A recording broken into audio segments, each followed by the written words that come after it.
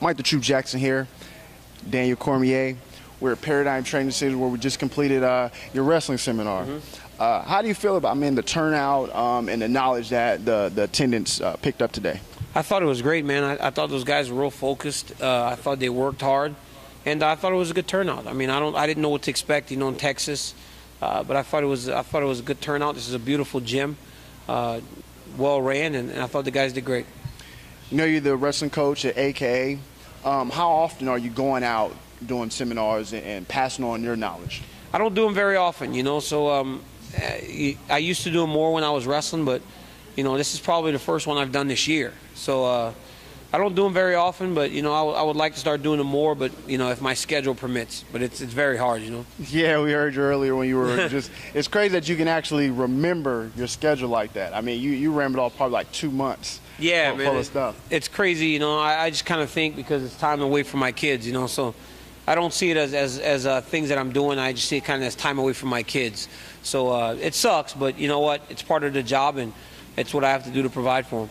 Definitely. You're actually in Houston for UFC 166. You compete against Big Country Roy Nelson. I remember speaking to you briefly at Media Day, and one of the big things was your wrestling and him being able to possibly take you down, and you obviously shut that down fairly quickly, even before the fight.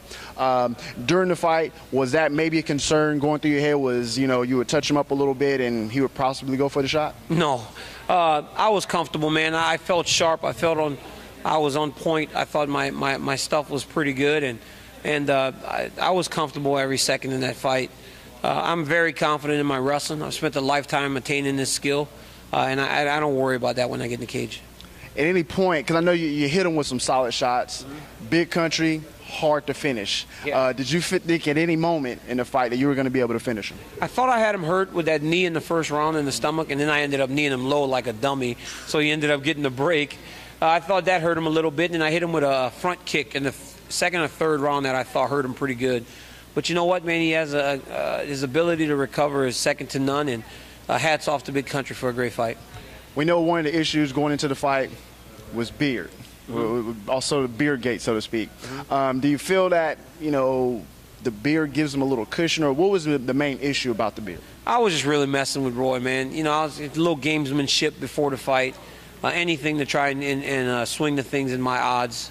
But you know what, man? I have nothing but respect for Roy Nelson. I respect him more after spending the time in the cage with him that we did. No, this is your last fight at heavyweight. You're going down to 205. Where do you feel that you fall through the lines of all the 205 contenders? I think I'm right up there, man. At least I should be. My resume speaks for itself. I've done some good things in MMA so far, and I feel like I should be in a very important fight right away, and a fight that may potentially give me a title shot. Yeah, I was about to say, how many fights do you feel that you're away from a title shot? If not right away, one. I don't want to be fighting 3 times to get a championship fight. Definitely.